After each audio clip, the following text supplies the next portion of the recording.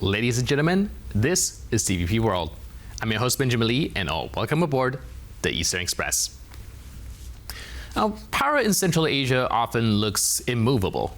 Presidents rule for decades, elections produce Soviet-style margins, and state television presents the leadership as permanent fixtures of national life.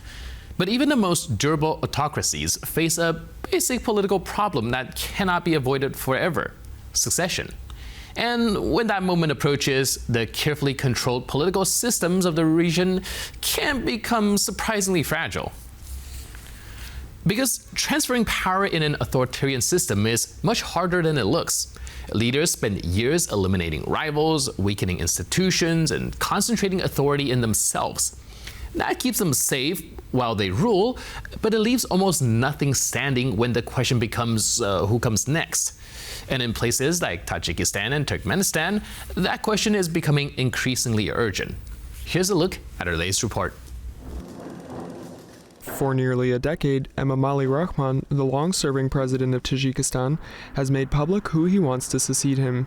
Rahmon has gradually elevated his son, Rustam Emomali, to some of the country's most powerful posts, yet the handover that once seemed inevitable has yet to happen. Rahmon, who has ruled since the aftermath of the country's brutal civil war in the 1990s, appears convinced that moving too quickly could destabilize the system he built, but moving too slowly may create problems of its own. Rumors of rivalry within the ruling family persist, with some of Rahmon's other children reportedly skeptical of Rustam Emomali's suitability.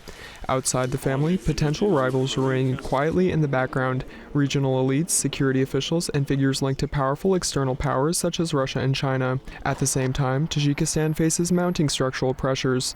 The economy remains fragile and heavily dependent on remittances from migrant workers in Russia. Population growth is rapid, unemployment is high, and tensions periodically flare in certain regions. Along the southern border, instability in Afghanistan adds another layer of uncertainty. Rahmon has responded as most long-serving authoritarian leaders do, tightening control. Earlier this year, he purged senior security officials, reinforcing his grip on the system. For now, this strategy may work. Rahmon has survived 3 decades in power and still dominates Tajikistan's politics. Yet time is the one variable even the most experienced strongman is unable to manage. The longer the succession question remains unresolved, the greater the chance of Rahmon's rivals consolidating power. And once that process begins, transitions rarely unfold exactly as planned. And now, as always, let's zone in on the East Playing portion of our show. When authoritarian leaders attempt to pass power to their children, the process is often presented as simple. Authority remains within the family, the ruling elite stays loyal, and the system avoids instability. But as Turkmenistan's 2022 transfer of power illustrates, such arrangements run the risk of falling apart due to severe fragility. In 2022, longtime ruler Gurbanguly Berdimuhamedov handed the presidency to his son Serdar after roughly 15 years in power. On the surface, the transition appeared smooth. Elections ostensibly confirmed Serdar as president, while his father stepped aside to lead the newly created upper chamber of parliament. Power, it seemed, would remain firmly within the family. The problems began after the transition. Rather than quietly governing under his father's influence, Serdar began consolidating his own authority, reshuffling ministers, removing relatives tied to old networks of patronage, and building his own circle of loyal officials. Concurrently, both father and son continued to act as political leaders, meeting foreign officials and conducting diplomatic visits in tandem. This resulted in confusion within the state apparatus. Officials reportedly struggled to determine who truly held authority, the president or his predecessor. Competing visits abroad, overlapping political initiatives, and rival networks of patronage created an unusual situation in which the country appeared to have 2 leaders. Eventually, the elder Berdimuhamedov moved to restore his political influence. Constitutional changes now elevate the body he heads, the People's Council of Turkmenistan, into a powerful super-state institution capable of blocking government decisions.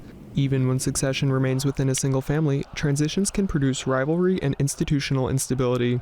In authoritarian systems built around one dominant figure, transferring power is rarely as straightforward as it seems. And now, let's take a look at the issue in greater detail. In many parts of the world, leadership change is routine. Elections happen, governments rotate, and political systems adapt. But in authoritarian systems, succession is often the most dangerous moment a regime will ever face. Because when power has been concentrated in a single leader for decades, transferring that power can destabilize the entire political structure. Central Asia offers a particularly clear illustration of this problem. Across the region, leaders have built highly personalized political systems where loyalty to the ruler often matters more than institutions. In theory, these regimes look stable. In practice, they rely heavily on one individual, which means that the question of succession becomes both inevitable and potentially explosive. One of the clearest examples today is Tajikistan under President Emomali Rahmon. Rahmon has ruled Tajikistan for more than 3 decades. He first came to power during the chaos of the early 1990s when the collapse of the Soviet Union pushed the country into a brutal civil war. What followed was the construction of one of the most centralized political systems in the post-Soviet world. Over time, Rahmon eliminated rivals, purged security services, and concentrated authority around his own family and inner circle. But even the most entrenched leaders cannot control time. Rahmon is now in his 70s, and for nearly a decade, he has been preparing the ground for a successor, his son, Rustam Emomali. Rustam has been steadily promoted through the political system. He has served as mayor of the capital, Dushanbe, and currently holds the powerful position of chairman of the upper house of parliament. This role constitutionally places him next in line for the presidency. On paper, the plan seems straightforward. The father rules for as long as possible, then hands power to his son. But in practice, it has proved far more complicated. Tajikistan is not the only Central Asian state confronting this dynamics. Across the region, several governments have experimented with controlled succession models designed to keep power within a narrow political elite. Sometimes these transitions appear smooth, but beneath the surface, they often reflect delicate negotiations between competing factions, security institutions, and economic interests. That is why succession stories in Central Asia rarely unfold exactly as planned. Authoritarian systems are designed to concentrate authority, not distribute it. They eliminate rivals rather than prepare successors, and they weaken institutions that might otherwise manage political change. As a result, the moment a leader begins planning for life after his rule, he is confronting a structural problem that his own political system helped create. For authoritarian leaders, the goal is simple: maintain stability while ensuring that power remains in trusted hands. But history suggests that controlling succession inside authoritarian regime is one of the most difficult political tasks any ruler can attempt. And in Central Asia, the outcome of those transitions may shape the regional political future for years to come. And now, here to share more light on the issue is Bruce Panier, a board member of the Caspian Policy Center. Hello and welcome to Eastern Express. Thank you. Pleasure to be here. So today we are examining the succession process of autocratic countries in Central Asia, such as that of Tajikistan and Turkmenistan. Now, on first glance, when we think about these countries in succession, it could be considered quite obvious. You pass it down to the next of kin or whoever's in line, but it turns out that things are actually quite complicated. Can you help us to understand what are some of the road bumps and speed bumps and what's making things so much of a mess? Well, yes, I mean, it has proven to be a little more difficult than we thought. The only actual model that we have that's been working is in Turkmenistan. Of course, Gurbanguly Berdimuhamedov was president of Turkmenistan from 2006 until 2022, and he passed it along to his son, Serdar, his only son, Serdar. Serdar is not a very dynamic figure. Gurbanguly, the father, was fairly energetic. He liked to be out in the public at obviously very well-organized events, but he liked to be on television. He liked to go and visit places within the country and show that he was a man of the people, even though it was all staged. His son is more reclusive and not very personable. So he comes across very flat and monotone when he's on the screen, and he doesn't seem comfortable wearing the mantle of leadership. He also doesn't seem capable in being the leader of the country too. He seems nervous. He's had some mishaps with trying to deal with foreign heads of state in the past. So it ended up that the father had to rearrange the political system in the country so that he could come back as the chairman of the People's Council, which they had enhanced the powers of that body. So he effectively became the head of state again because his son simply was not ready or maybe will never be ready and capable to run the country. So it didn't come off anything like they thought at all. Now he's had to bring his daughter, one of his daughters, I'm talking about the father, Gurbanguly, he's had to bring one of his daughters, Ogul Jahan, up into the spotlight a little bit to kind of bring somebody in with a little bit more personality and a little more energy into the system to show that the Berdi Muhammedov family can indeed rule the country, because the son has been to date not very dynamic in that role. All right, does this expose these kind of autocratic countries when it relies very heavily on this kind of dynastic process of inheriting power, just passing it down to the next of kin? What if, well, the son, like you mentioned, is not up to the task? What happens next? This is a problem that they're debating in Tajikistan right now. You rightly mentioned Turkmenistan and Tajikistan. Tajikistan is headed for the same kind of process. The oldest son of President Emomali Rahmon is the obvious successor to take over in Tajikistan. Emomali Rahmon is best known for having been around, the longest leader in Central Asia, right? He's been there since 1992. His son, Rustam, is better known for appreciating fast cars and playing football and things like that. He's never really shown a huge interest in being a leader himself. I mean, he's been propelled through the system. He is now the head of the Senate. He is the mayor of Dushanbe. His list of titles goes on and on, but there's nothing there that shows that he is capable of actually running the country the way his father did.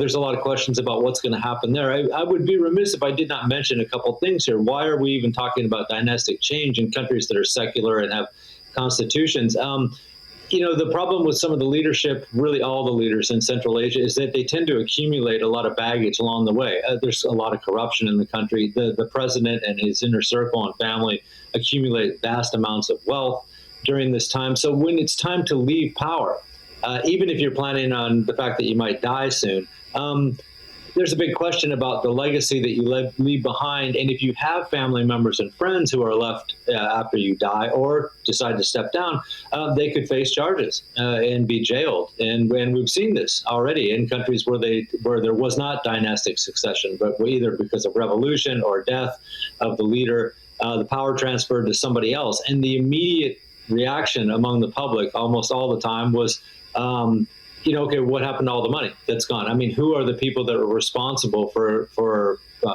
preying upon us all the years this guy was president, and where's the justice for what those people did? And a lot of times new leaders are happy to hand these people over just to boost their own popularity. So, that's why we end up stuck in a system where you almost have to depend on your family member, one of your children, to take over the system, because the hope is that they're going to last longer, the family won't be exposed to criminal charges, and that your own personal legacy might actually endure for some time, because they will protect the image that you tried to cultivate while you were in power, as opposed to somebody new coming in and immediately saying everything was bad under the last guy, or there was a lot of problems under the last guy, and I'm going to work to correct all the misdeeds and failed policies of my predecessor. Sounds very interesting. It does seem like the mantle of power is not just a gift, but also a curse as well. Once they're handing it down, it has to make sure it falls in the hands of those who are trusted. But do you think that this makes for a political system that will gradually decay, and perhaps it's better for the countries to run under a system where the previous administration don't get prosecuted as much, giving them a way out? Or do you think that is just the nature of things? I mean, you're absolutely right. Ideally, what you do is stick with the Constitution and presidential limits on presidential terms. That would help. Even if the last president was bad, if they stuck to the term, 1 term, 2 terms in office, you could say, okay, these were failed policies. But as long as you're not threatening to throw them in jail and strip them of all their assets, You can criticize them, and maybe if they were corrupt, you can try to get some of that money back. But there has to be, I suppose, the off-ramp is the word that everyone always uses these days. There has to be some off-ramp for them to leave power gracefully and not be afraid of ending up being imprisoned. That would be the best system. The systems that have developed in Central Asia are actually kind of the worst. I mean, you hinted at some of the problems. They're afraid to leave power because, they haven't really done a good job, and they have been stealing money in a lot of cases. And so there's, we've seen in Kazakhstan, for example, there was a transfer of power. The president, who had been there for a long time, finally in 2019 decided he was going to step down and had his hand-picked successor, Kassym-Jomart Tokayev. Well, that only lasted 3 years before there were already problems. And of course, Nazarbayev's family had accumulated a lot of money, the first president of Kazakhstan. And when he stepped down, after he and Tokayev had a falling out, the big unrest in Kazakhstan in January 2022, the family members and friends of the first president were all of a sudden fair game. And so they ended up losing a lot of their assets.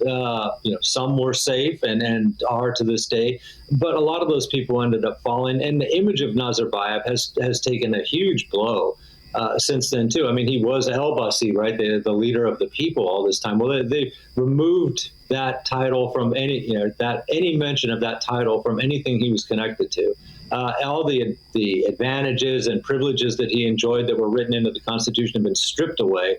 He's not in prison, but he's also not allowed to speak in public or appear in public, and they kind of just keep him to the greatest extent possible behind closed doors and hope that people forget about his entire presidency and that he is still alive. And so these are the kind of things that all the presidents of Central Asia really face. If they step down, if you look at their record, they haven't done a great job, especially given all the advantages that are available to them, rather than the trickle-down effect where the people are getting wealthier or their standard of living is improving all the time.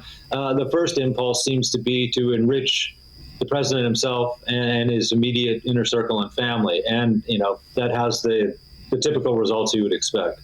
Right, so there's no surprise why these leaders, once they come into power, a lot of efforts is being centered on creating this power structure and ensuring that its legacy survives. But does that make for any sort of stable or even effective way of governing when so much of the effort is being spent internally trying to fight all these power struggles?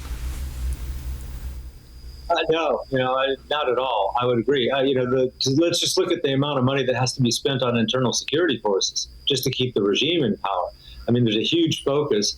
A lot of the Central Asian militaries are far less qualified and capable than the security structures. And that's pretty much all across the board in Central Asia. Domestic security is the number one priority, keeping the regime in power. So like I said, a lot of money, a lot of attention goes to that. In the end, even with that, you can't keep people from being discontented about the way the system is. They see what's happening. They understand what's happening in their own lives. They see how some people are enriching themselves, how their lives are not getting any better. So they keep setting themselves up for this. One day the leader of the country will die. Let's look at Tajikistan again. Emomali Rahmon is in his 70s. He's not in good health. I mean, he just disappeared for a couple of weeks in August. And so, when he goes, what will happen? Will the people really want to have another generation of Rahmons as the leader and accept the son? Or is there going to be some kind of violent revolution, upheaval, or something to try to oust him so that they can change the system? This is something that, unfortunately, all the Central Asian governments and systems face, is because they aren't, at the end of the day, they aren't popular.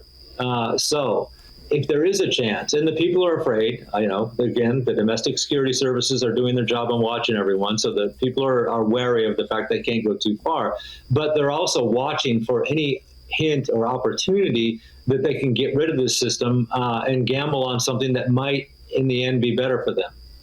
So, this is one of those things that, as you said, the system is not structurally stable. It is under one leader. One leader can impose his will. We've seen that's fine. Transferring power and trying to change the system even slightly that they've developed brings a lot of problems. And all of a sudden you have structural failures. We've seen in Kyrgyzstan 3 revolutions, right? Because the people just couldn't take it. And like I said, the January 2022 unrest in Kazakhstan was a result of the fact that we had a transfer of power that wasn't really a transfer of power. People expected they were going to get something new. The system was going to change. Their voice would be heard by the government. It didn't. They kept the same system in place, and people just couldn't stand it anymore. And so they came out on the streets in the tens of thousands to demonstrate against the government.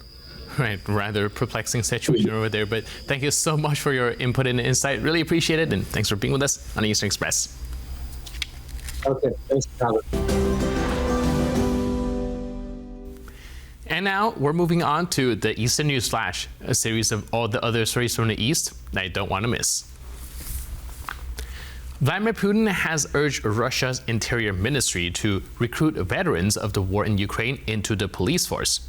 The proposal comes as Russian authorities struggle to maintain staffing levels across law enforcement agencies.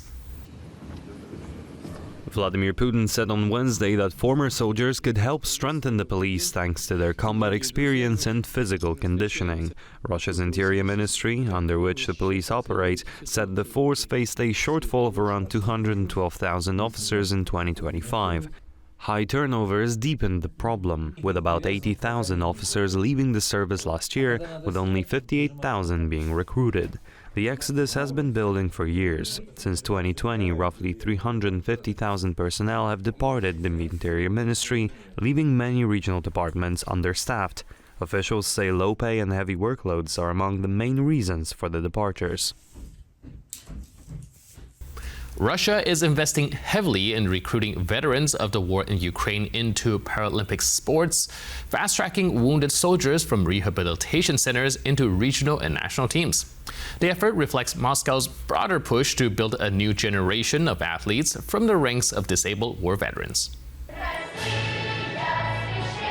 An investigation by the Poland-based outlet Wodtak found that at least 70 veterans of the invasion are now members of Russia's national parasports teams, while about 700 compete in regional squads. The recruitment drive is overseen by the Russian Paralympic Committee, which has identified work with war veterans as a key priority. Many recruits are approached in military hospitals and rehabilitation centers and are encouraged to take up competitive sports soon after treatment. One initiative, launched in 2023 and backed by federal funding, organizes training camps and competitions for veterans with amputations and other severe injuries, often regardless of prior athletic experience. And that's all on this episode of Eastern Express. But for more news, update, and commentary, please stay tuned to TVP World.